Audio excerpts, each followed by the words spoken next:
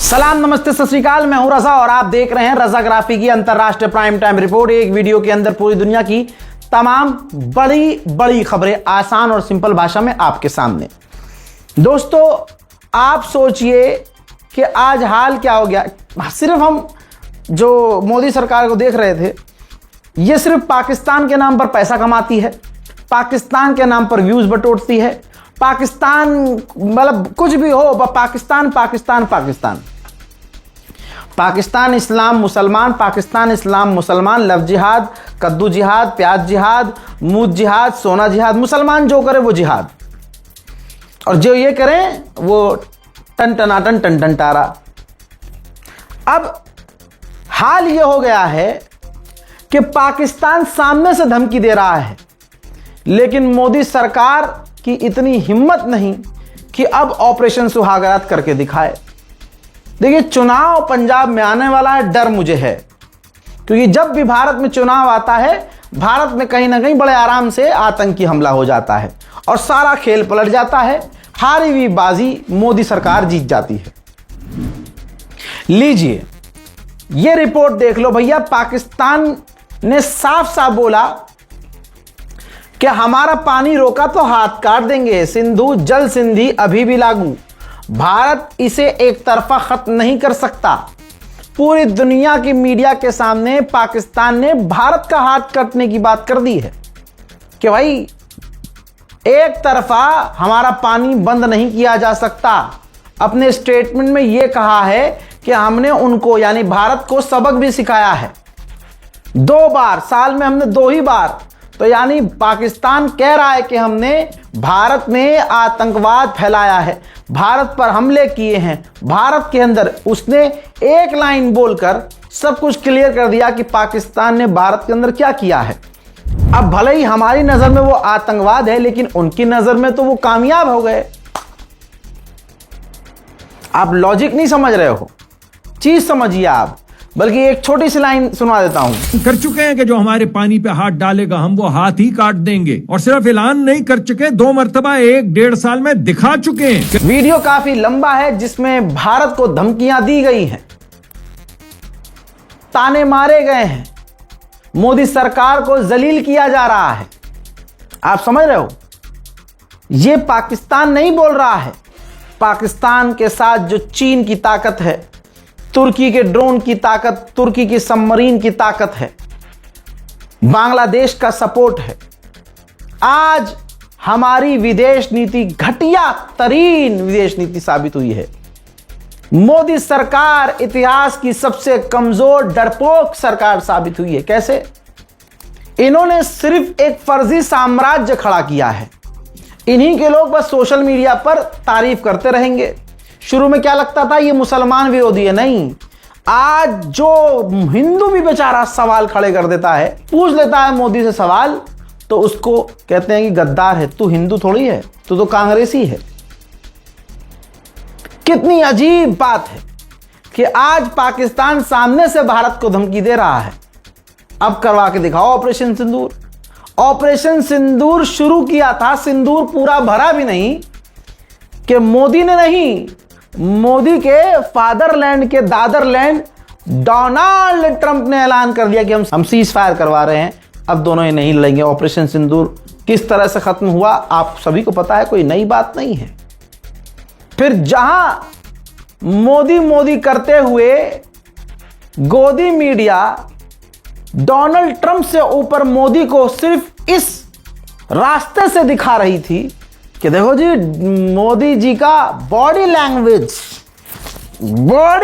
देखो ट्रंप को डराने वाला है। तब ट्रंप ने मोदी को डर के मारे एंजल कह दिया था, परी कह दिया था। हाँ, परवर लगे हैं पापा की परी को ही परी बता दिया। सरकाज़म में, वो तानाकशी में, हंसी मजाक में जो भी उसने कहा हो। लेकिन सारी बात छोड़िए, जो हिंदू समुदाय पानी पी पी कर मुसलमानों को गाली बकते हैं, इनकी औकात है कि अब मोदी से पूछ लें कि धमकी दे रहा है पाकिस्तान, निपटा दें। लेकिन नहीं, गद्दार, अंग्रेजों के गुलाम, जिन्होंने उस वक्त भी भारत की आजादी के लिए कुछ न किया, ये पाकिस्तान को जवाब देंगे? हाँ, बांग्लादेश में, पाकिस्तान में, नेपाल में कहीं कुछ भी होगा, उसमें ये बदला पता है किससे लेंगे? भारत के मुसलमानों से। क्या बांग्लादेश में हिंदू मार दिया तो हम तो भारत के मुसलमानों को मारेंगे? ये हालात है। अभी पाकिस्तान ने अफगानिस्तान पर भी हमला किया और कहा था कि जी हमने तालिबानी आतंकवादियों को मारा है, लेकिन पाकिस्तान के आतंकवादी हमले में अफगानिस्तान के अंदर तालिबान के आतंकी कम, सिविलियंस बॉर्डर पर रहने वाले ज्यादा मारे गए। लगभग 36 सिविलियंस मारे गए और लगभग 200 लोग घायल हुए, जिसके बाद तालिबान ने भौंकला कर धमकी दी कि ठीक है, तुमने हवाई हमला किया, हम अगर हवा में हार गए तो हम जमीन पर ऑपरेशन शुरू करेंगे। यानी तालिबान ने खुली धमकी दे दी कि पाकिस्तान के अंदर जमीनी हमला हम शुरू कर देंगे। और आपको क्या लगता है कि पाकिस्तान में सब कुछ सही चल रहा है? नहीं भाई साहब, हालात बहुत बुरे हैं। पीओके के अंदर, मैंने आपको बताया था, उस वक्त मैं कश्मीर में ही था जब ये मामला शुरू हुआ था, एक्सट्रीम लेवल पर जो नजर आना शुरू हुआ था कैमरे पे, जब प्रदर्शन शुरू हुए। अब ये हुआ है कि तब से अब तक वहां रोज प्रदर्शन हो रहा है। हाल में ही अब जो कल जो प्रदर्शन हुआ है पाकिस्तानी सरकार और पाकिस्तानी फौज के खिलाफ, क्योंकि पाकिस्तान की फौज अपने ही लोगों पर, कश्मीरियों पर जुल्म और सितम कर रही है। यहां तक कि उनका खाना पानी बंद करने की बातें कर रही है कि कश्मीर के लोगों का हम खाना पानी बंद कर देंगे। पूरी गुलामी वाली जिंदगी देने को तैयार है पाकिस्तान की सरकार उन कश्मीरियों को जो बॉर्डर पर हैं। ऐसे में वहां एक प्रदर्शन हुआ, प्रदर्शन के अंदर एक स्पीच दी गई। स्पीच का एक हिस्सा है जिस हिस्से में बोला गया कि हम कश्मीर के जो लोग हैं, हम पाकिस्तानी नहीं हैं। जी हां, हम पाकिस्तान का हिस्सा नहीं हैं। यानी अब वहां के लोगों का गुस्सा है। स्पीच में इशारा दिया जा रहा है कि अगर पाकिस्तान की सरकार और पाकिस्तान की फौज ने उन पर जुल्म और सितम जारी रखा तो उनके दूसरे रास्ते खुल जाएंगे। यानी जाहिर सी बात है, भारत उनका बिल्कुल साथ देगा। भले ही मोदी सरकार भारत के अंदर मुसलमानों को कत्ल करवाएगी, मारेगी, पीटेगी और हिंदू समुदाय मुसलमानों को गरियाएंगे सुबह से शाम। यहां तक कि राजधानी दिल्ली में सेंट्रल पार्क में कुर्ता पजामा पहन के तुम जाओगे तो अगर तुम कमजोर और बाहरी नजर आ रहे हो कि बिहार के हो या कारीगर हो, दिल्ली में हो, तो हिंदू समुदाय के, हिंदू आतंकवादी संगठन के लोग, बेरोजगार तुम्हें एकदम पीटने लगेंगे और कह देंगे कि तुम जो है लड़की छेड़ रहे थे। और लड़की से बुलवाएंगे भी कि बोल, ये पूरी प्लानिंग करके लेके जाते हैं। फरहान यहिया का अपडेट नहीं देखा है तो जाकर देख लीजिएगा, इंटरनेशनल मामला चल रहा है। बस मैं लिंक कर रहा हूं कि देखिए चल क्या रहा है पूरी दुनिया में, जिसके अंदर वो आपने सुना कि सीपी में बेचारा एक मुसलमान टोपी लगाए, कुर्ता पजामा पहन के चला गया, उसकी ये गलती हो गई। तो हिंदू समुदाय के ऐसे बेरोजगार लोग हैं कि अपनी बहनें लेके जाते हैं और बहन को छोड़ देंगे मुसलमान के आगे पीछे, फिर एकदम से ये जाएगा, मुसलमान को पकड़ लेगा हिंदू और मारना शुरू कर देगा कि लड़की छेड़ रहा है, हमारी हिंदू बहनों को छेड़ रहा है, हमारी हिंदू बहनों को छेड़ रहा है। और वो बोलेगी हाँ छेड़ा है। और जो चश्मदीद होंगे दूसरे बेचारे हिंदू, चाहे कोई भी हो, वो कहेंगे कि नहीं भैया इसने तो छेड़ा ही नहीं, ये तो बेचारा जा रहा था। लेकिन इनको तो वीडियो बनाना है, दंगा फैलाना है और ये फिर वीडियो भी पोस्ट कर देंगे सोशल मीडिया पर, मार पिटाई की। यहां पर ये जो इंस्टाग्राम है, फेसबुक है, मेटा है, ये भी हिंदूवादी, मोदीवादी गुंडागर्दी को और हिंदुत्व आतंकी काम को फुल सपोर्ट करता है। आप अगर इंस्टाग्राम पर किसी को बैड कमेंट कर दें तो आपका वो अकाउंट रोक देता है, फ्रीज कर देता है इंस्टाग्राम, या वो कमेंट डिलीट कर देता है या नोटिस भेज देता है। लेकिन अगर मुसलमान को मारते हुए भी video YouTube community guideline, Instagram community guideline को तोड़ते हुए हिंदू पोस्ट भी कर देते हैं तो उनका अकाउंट डिलीट नहीं होता, उनको कोई नोटिस नहीं जाता। कभी ध्यान दिया इन बातों पर? चल क्या रहा है? लेकिन नहीं नहीं नहीं नहीं नहीं नहीं, हमें थोड़ी ना सोचना है। हमें बस शियाओं से नफरत करनी है, देवबंदी बरेलवी एक दूसरे को गाली बकनी है। ये देखो ये क्या कर रहा है मजार पे, ये देखो ये तो कुफ्र है। अबे कोई कुछ भी कर रहा हो, हिंदुस्तान में रह रहे हैं हम, धर्म निरपेक्ष है, हम सब मुसलमान हैं। तो तुम मुसलमानों में इतने टुकड़े पैदा कर रहे हो, जबकि अच्छे से तेल लगा के तुम्हारी बजाई जा रही है, लेकिन तुम अपने ही मजहब के इतने गद्दार हो कि लोगों को आपस में एक होने नहीं दे रहे। ये वो उन मुसलमानों की बात कर रहा हूं जो शिया सुन्नी करते फिरते हैं, पीछे से लाल है, अम्मा अब्बा परेशान है कि बेटा बेरोजगार है, बेटा कुछ नहीं कर रहा है, शिया सुन्नी कर रहा है। हिंदू आए दाढ़ी पकड़ के कान लाल करके पीट के चले जाएं, औकात नहीं पलट कर जवाब दे दे बल्कि पीट के आ जाता है। लेकिन अपना गुस्सा मुसलमानों के जो अल्पसंख्यक दूसरे जो समुदाय हैं उन पर ये जो मुसलमान है ना, जो अपने आप को समझ रहे हो, तो वो शिया सुन्नी, अरे ये तो शिया है, ये तो खटमल है, अरे ये तो बरेलवी हैं, अरे ये तो वो वाले हैं जो रजा वाले हैं, अरे भाई यही करते। और यही इंसान जो शिया सुन्नी देवबंदी बरेलवी राफजी कर रहा है, ये हिंदुओं से कुत्तों की तरफ पिट के आता है और इनकी औकात नहीं होती कि गोदी मीडिया के खिलाफ, मोदी सरकार के खिलाफ या जुल्म के खिलाफ दो लाइन बोल सकें। ये सारा दम अपनों पर ही दिखाते हैं। तो ये चल रहा है। पहले आप इस वीडियो को देखिए जिसमें पाकिस्तान के पीओके में सीधा सीधा ये कह दिया गया है एक तकरीर के दौरान कि हम पाकिस्तान का हिस्सा नहीं है। कहता है कश्मीरी जो है वो पहले वफादारी का होता है, कश्मीर पाकिस्तान का हिस्सा नहीं है, कश्मीर पाकिस्तान की रियासत का हिस्सा नहीं है। भारत के मुसलमानों से नफरत, लेकिन जिसे कल तक ये दोगले बीजेपी वाले आतंकी कहते थे, तालिबानी हिंदू बेचारे गुफा में छुप जाएंगे इसको देखकर, लेकिन बेशरम है, गुफा में काहे जाएंगे भाई। आप ये देखो, कल तक जो तुम्हारा बाप और तुम तालिबान को आतंकवादी कहते थे, आज उसी तालिबान सरकार का साथ पूरी दुनिया में सिर्फ मोदी जी दे रहे हैं। ये रिपोर्ट देखो, अफगानिस्तान पर जो हमला किया पाकिस्तान ने, आतंकी जो हमला किया, उस पर तालिबान ने कहा कि सिर्फ भारत ने विरोध जताया है, बाकी हमारे ऊपर हुए हमले पर दुनिया के किसी देश ने विरोध नहीं जताया। यह है मोदी सरकार। भारत के अंदर भारत के मुसलमानों को मारो पीटो। बीजेपी की, जिसका मुंह सच में बड़ा है, उसका एक वीडियो देखा था नाजिया इलाही का मैंने, लानती का, कि मैं एक बीजेपी का बड़ा चेहरा हूं। अरे मुंह में इतने बड़े बड़े लिए हैं तुमने लाठी, हैं तो भाई मुंह तो बड़ा हो ही जाएगा। इतना ऑपरेशन कराओगी, इतना ऑपरेशन कराओगी, मुझे लगता है इसने अपने मुंह को जानबूझकर बड़ा करवाया होगा। कुछ बड़ी चीजें होंगी, छोटे छोटे मुंह में नहीं आती होंगी बड़ी बड़ी चीजें, तो जानबूझ के। इसके एक्स बॉयफ्रेंड का बयान वो वायरल है कि भाई साहब 6 दिन में इसे 12 बार ले बेटा चाहिए रहता था। तो भाई इसने मुंह अपना बड़ा करवाया। 40-50 साल की औरत अपने आप को 30 साल की बताती रही और बीजेपी की रैलियों में ये बड़ा चेहरा रही। खुद कहती है कि मैं बीजेपी का बड़ा चेहरा। रहे तो बड़ा तेरा सच में बड़ा है ये मुंह, चेहरा वेरा नहीं, चेहरा तो गंदा घिनौना है। वो समुद्री नजिस मछली होती है जिसे कोई भी आकर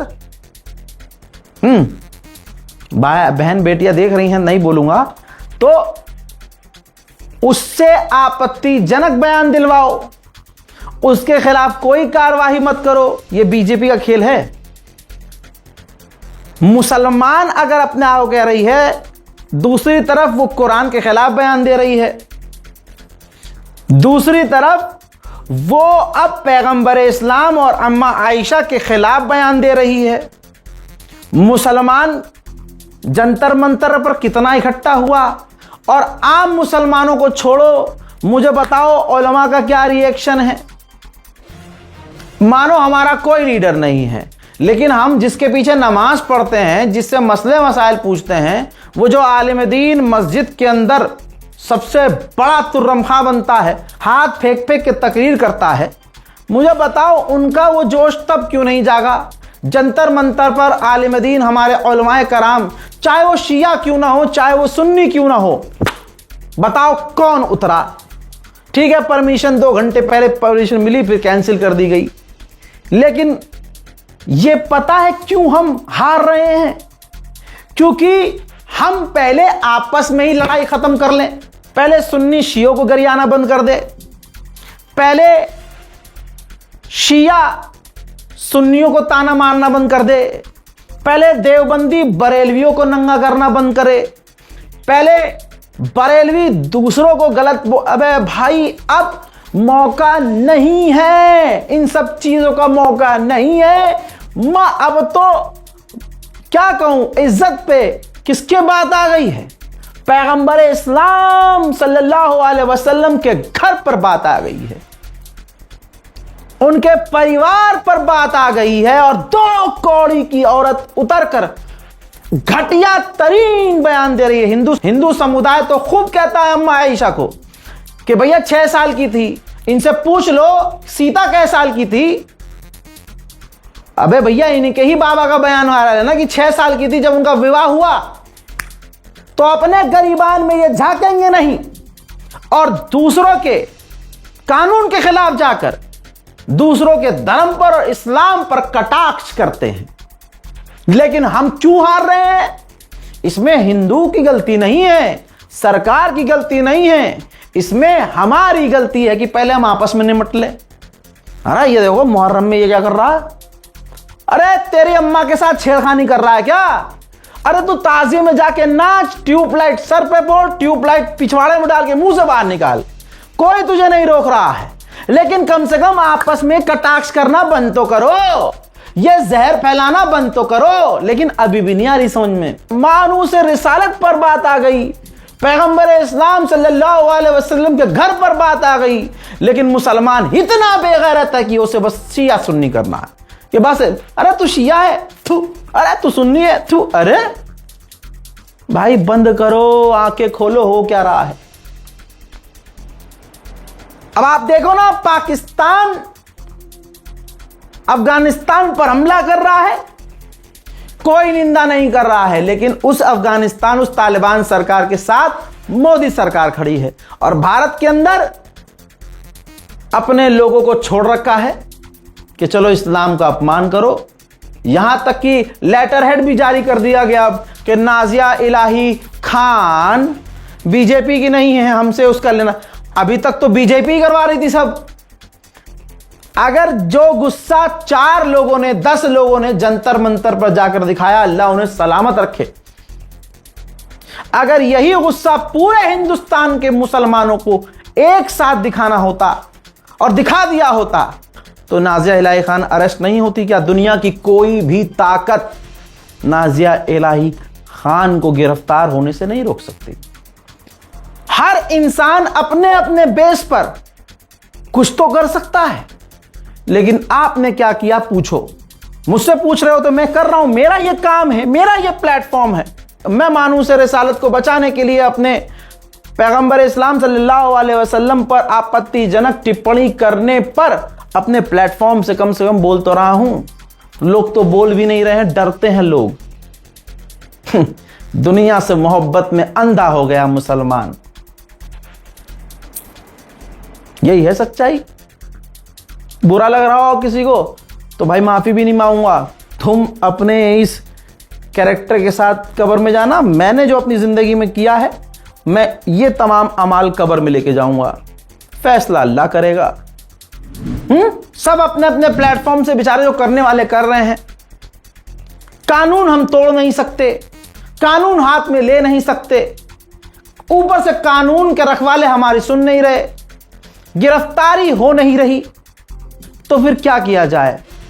ऐसे ही अल सैयद ग्रुप जो बेचारे कोशिश में हैं, इनको प्रताड़ित किया जाता है, कई बार इनके खिलाफ एक्शन लिया गया है, लेकिन इलीगल काम कोई नहीं करते।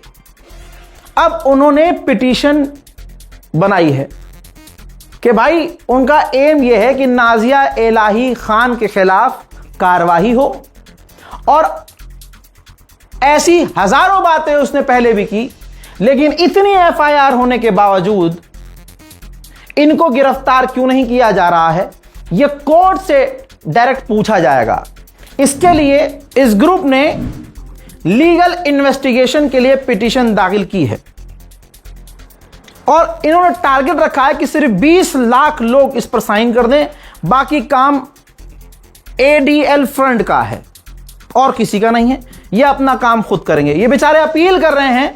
बताइए, ये अपील और मैं अपील कर रहा हूं और कुछ लोग अपील कर रहे हैं, क्या हमारे ही हैं? हुजूर पाक आपके नहीं हैं? खुदा न खास्ता। करना कुछ नहीं है, वेबसाइट पर जाना है, लिंक डिस्क्रिप्शन में डाल दिया है, पिटीशन का लिंक, ठीक है। आपको जाना है, वहां नाम डालना है, अपना मोबाइल नंबर डालना है और सबमिट कर देना और कुछ नहीं करना है। भाई तुम कहते रहो कुछ भी कि इससे होगा कुछ नहीं है, अरे तो तुम कोशिश भी नहीं करोगे क्या? यही सोच सोच के तो हम कभी एक दूसरे का साथ ही नहीं देते, तो कम से कम इतना तो कर सकते हैं ना। खैर आगे बढ़ते हैं। भारत की फौज नेवी रेड अलर्ट पर है। पाकिस्तान की जो सबमरीन है वो पहुंची हुई है इस वक्त श्रीलंका। अब वो सबमरीन बे ऑफ बंगाल में, यानी इतने करीब हमारे आने वाली है कि हम पर नजर रख सकती है, जासूसी कर सकती है। इसलिए अब भारतीय नेवी रेड अलर्ट पर है।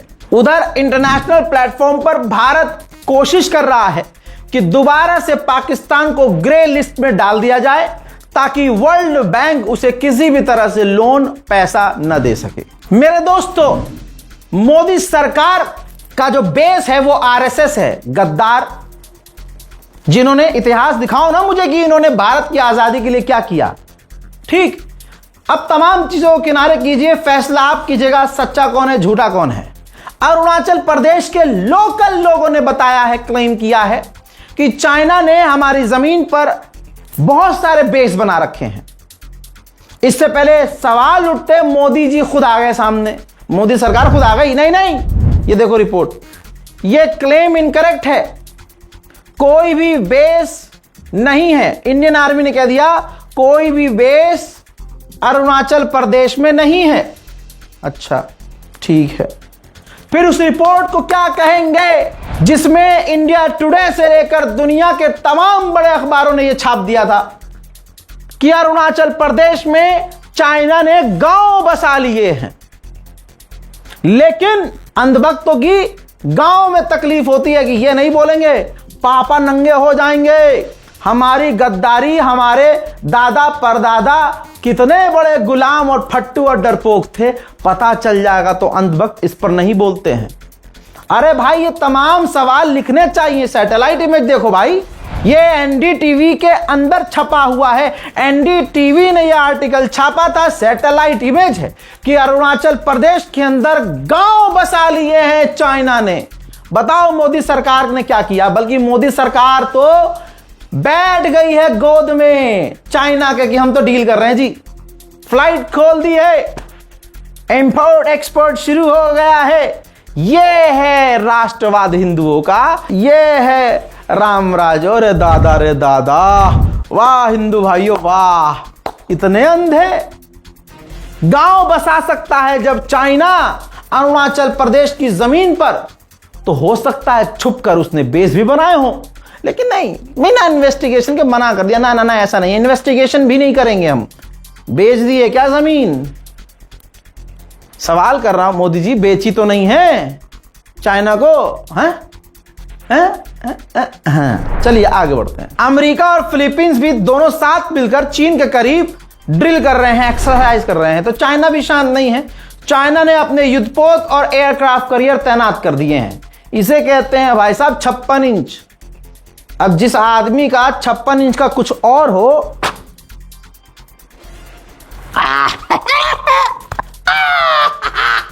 तो भाई यही होगा। फिर आगे बढ़ते रहो, मजा लेते रहो। हजरात, आपकी स्क्रीन पर वानुआतू एक छोटा सा आइलैंड है, छोटी सी कंट्री है, बहुत छोटी सी आइलैंड है। चाइना का हरामीपन सारी दुनिया को पता है। चाइना यहां भी अपनी एक मिलिट्री बेस बना रहा था। तैयारी शुरू हो चुकी थी, कामकाज शुरू हो गया था। एंड मूवमेंट पर वानुआतू ने मिलिट्री बेस चीन का बनाने से रोक दिया और ऑस्ट्रेलिया से हाथ मिला लिया। चाइना को अब तक का यह सबसे बड़ा झटका लगा है। डोनाल्ड ट्रंप हरामीपने की इंतहा कर रहा था, उसका बस चले तो जो बच्चा पैदा हो उसका भी वो टैक्स लेने की कोशिश करे। इसीलिए तो लुटेरी सरकारों से ट्रंप का रिश्ता बहुत अच्छा रहता है। जलील भी कर देता है उस देश के प्रधानमंत्री को और कह देगा न कि जाके इजराइल के लिए नाचो, तो उस देश का प्रधानमंत्री नाच के भी आ जाता है, क्योंकि भाई मानसिकता दोनों की मिलती है। लूटो जितना लूट सकते हो। डोनाल्ड ट्रंप ने आदेश दिया था कि भाई जो विदेशी चाहे 50 साल से अमेरिका में आके रह रहे हो, उनका कोई बच्चा हो, परिवार आगे बढ़े, तो जो बच्चा पैदा होगा उसको अमेरिकी नहीं माना जाएगा।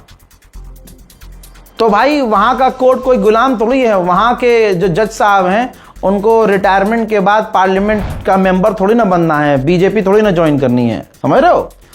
वहां ईमानदारी है। तो भाई कोर्ट ने डोनाल्ड ट्रंप के मुंह पर जूता मार दिया और कह दिया कि अमेरिका में जो भी बच्चा जन्म लेगा उसे अमेरिकी नागरिक ही माना जाएगा। वेनेजुएला में तस्वीर देखिए, मरने वालों की भूकंप से तादाद 1900 से पार हो चुकी है और अभी यह तादाद और बढ़ने की संभावनाएं हैं। लाशें अभी भी मलबों में दबी हुई हैं। मेरे दोस्तों, चाइना ने जापान की 40 इंडिविजुअल्स और कई कंपनियों को ब्लैकलिस्ट कर दिया है कि ये चीन की मिलिट्री के खिलाफ काम कर रहे हैं। पूरी दुनिया में जो ऊंचे पदों पर है ना, राष्ट्रपति, प्रधानमंत्री, उनके घर वाले, पूरी दुनिया में राज कर रहे हैं। पुतिन कहां कहां राज कर रहा है, आसपास के देशों में क्या क्या कर रहा है आपको मालूम है। इधर वाले ने तो मतलब मुझे डर लगता है। कुछ दिन पहले जिम कॉर्बेट गया था, इतना हरियाली है, इतना मजेदार है, वाह वाह वाह, मजा आ गया भैया। पूरी दुनिया में सबसे खूबसूरत मुझे भैया आज भी, चाहे जितनी भी आप नफरत हटा दो, आप बीजेपी हटा दो, नफरत वाले सुअरों को हटा दो, हमारे हिंदुस्तान से, हमारे इस भारतवर्ष से खूबसूरत कुछ नहीं है, कुछ भी नहीं है। यकीन करो, जिम कॉर्बेट गया, इतनी हरियाली देखी भाई, मेरा दिल मुंह को आ गया।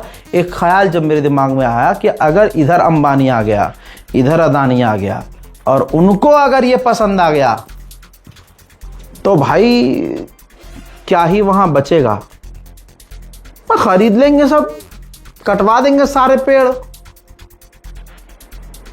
मुझे तो बहुत डर लगता है अदानी अंबानी से। मैं तो दुआ करता हूं भाई ये इतने बिजी रहें कि ये कहीं ऐसे खुले में कहीं जा ना सकें। पता नहीं चलते चलते गाड़ी में बैठे शीशा नीचे क्या आ रहा है, ये बड़ा बड़ा भैया हरियाली है। अरे सेक्रेटरी साहब, कौन सी जगह है ये, इतना हरियाली, अरे ले लो यार इसे। हेलो मोदी जी, अरे अदानी साहब का सेक्रेटरी बोल रहा हूँ, ये चाहिए अपने को पूरा। हाँ ले लो, हाँ करते करते। मुझे डर लगता है भाई।